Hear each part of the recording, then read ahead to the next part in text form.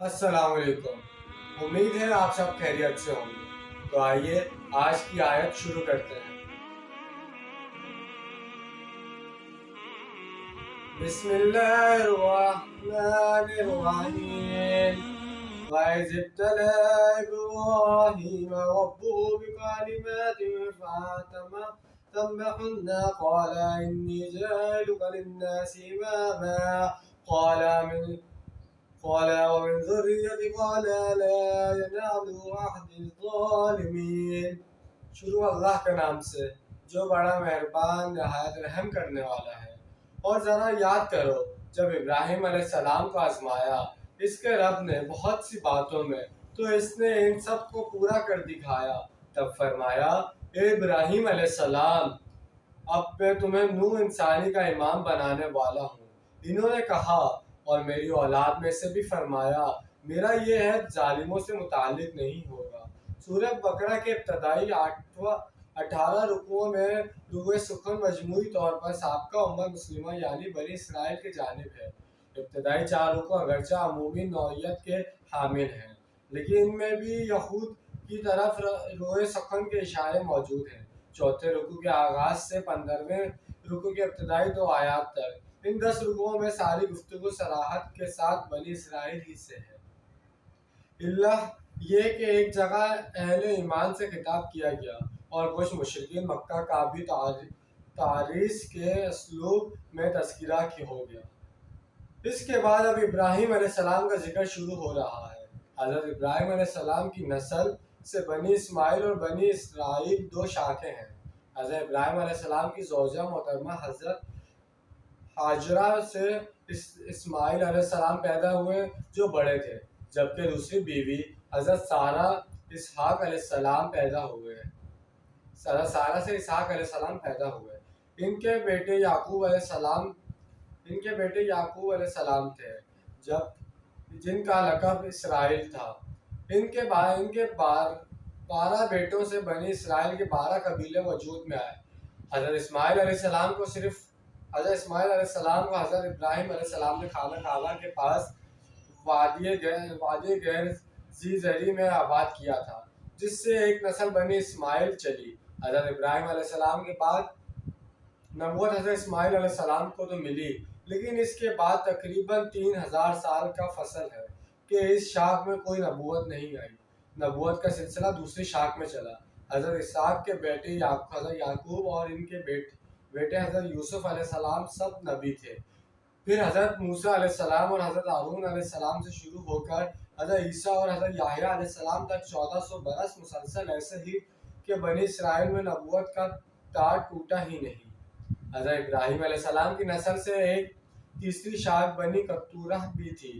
یہ آپ علیہ السلام کی تیسری اہلیہ کتورہ سے تھی۔ انہی میں سے بنی مدیان تھے، جن میں حضرت شعیب علیہ السلام کی بعثت ہوئی تھی۔ اس طرح حضرت شعیب علیہ السلام بھی حضرت ابراہیم علیہ السلام کی نسل میں سے ہیں۔ جیسا کہ عرض کیا گیا، حضرت اسماعیل علیہ السلام کے بعد بنی اسماعیل میں نبوت کا سلسلہ منفتح رہا، یہاں تک کہ تقریباً 3000 سال بعد محمد عربی صلی اللہ علیہ وسلم کی بعثت ہوئی۔ آپ صلی اللہ علیہ وسلم کی بعثت کے بعد امامت الناس سابقہ امت مسلمہ بنی اسرائیل سے موجودہ امت مسلمہ امت محمد علی صاحب صلاۃ والسلام کو منتقل ہو گئی۔ اس انتقال امت کے وقت بنی اسرائیل سے خطاب کرتے ہوئے ان کے اور بنی اسماعیل کے مابین قدر مشترک کا تذکرہ کیا جا رہا ہے، تاکہ ان کے لیے بات کا سمجھنا آسان ہو جائے۔ انہیں بتایا جا رہا ہے کہ تمہارے جدہ مجد بھی ابراہیم علیہ السلام ہی تھے، اور یہ دوسری نسل بھی ابراہیم علیہ السلام ہی کی ہے۔ اس حوالے سے یہ سمجھ لیا جائے کہ حضرت ابراہیم علیہ السلام نے خانہ کعبہ کی تعمیر کی تھی، اور اب اسے اہل توحید کا مرکز بنایا جا رہا ہے۔ چنانچہ 15ویں رکوع سے 18ویں رکوع تک یہ ساری گفتگو جو ہو رہی ہے، اس کا اصل مضمون تحویل قبلہ ہے۔ عید الاضحیٰ اور فلسفہ قربانی کے عنوان سے حضرت ابراہیم علیہ السلام کی شخصیت پر میرا ایک کتابچہ ہے، جو میری ایک تقریر اور ایک تحریر پر مشتمل ہے۔ تحریر کا عنوان ہے حج اور عید الاضحیٰ اور ان کے اثر روح۔ اپنی یہ تحریر مجھے بہت پسند ہے۔ اس میں نے حضرت ابراہیم علیہ السلام کے امتحانات اور آزمائشوں کا ذکر کیا ہے۔ آپ علیہ السلام کے طویل سفر حیات کا خلاصہ اور لب لباب ہی امتحان و آزمائش ہے، جس کے لیے قرآن کی اصلاح ابتدا ہے۔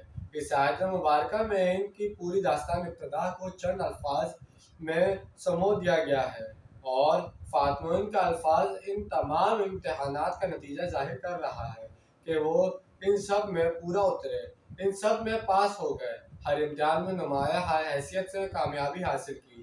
یعنی میری نسل کے بارے میں بھی یہ وعدہ ہے یا نہیں؟ یعنی تمہاری نسل میں سے جو صاحب ایمان ہوں گے، نیک ہوں گے، سیدھے راستے پر چلیں گے، ان سے متعلق ہمارا یہ وعدہ ہے۔ لیکن یہ ہے نسلیت کی بنیاد پر نہیں ہے کہ جو بھی تمہاری نسل سے ہو وہ اس کا مصداق بن جائے۔ تو جیسے کہ آج ہم نے ایک آیت کا ترجمہ کیا ہے، ترجمہ و تفصیل بیان کی ہے۔ ماشاءاللہ سے اس کی تفصیل بہت بڑی تھی، تو سارا ٹائم ہمارا اسی میں لگ گیا۔ تو انشاءاللہ آج کی یہ تفصیل آپ کو سمجھ آئی ہوگی۔ جیسے کہ حضرت ابراہیم علیہ السلام کی زندگی کے بارے میں بتایا گیا، ان کے بیٹوں کے بارے میں بتایا گیا، پھر ان کے بیٹوں سے جو قبیلے بنے، ان کی بیویوں کے بارے میں بتایا گیا۔ تو آگے جو رکوع آ رہے ہیں ان کے اندر مزید حضرت ابراہیم علیہ السلام کے بارے میں بتایا جائے گا، انہوں نے جو قربانیاں دی اس کے بارے میں بتایا جائے گا، اور اس کے علاوہ پھر جو اتنے بھی حادثے ہوئے بنی اسرائیل میں، بنی اسماعیل میں، اور جتنے قبیلے 12 جو قبیلے بنے تھے، ان کے جو بھی ذکر آتا رہے گا آگے انشاءاللہ ہم پڑھتے رہیں گے اور سمجھنے کی کوشش کریں گے۔ اور دیکھیں ایک چیز کا خیال رکھیں، ہر ویڈیو میں اس چیز پر غور دیا جا رہا ہے کہ انسان سیدھے راستے پر چلے، نیک اعمال کرے۔ ہر ویڈیو میں یہ بات لازمی آ رہی ہے، ترجمے میں یا تفسیر میں، تو اس چیز پر زیادہ زور دینا ہے۔ انشاءاللہ آج کی ویڈیو آپ کو پسند آئی ہوگی۔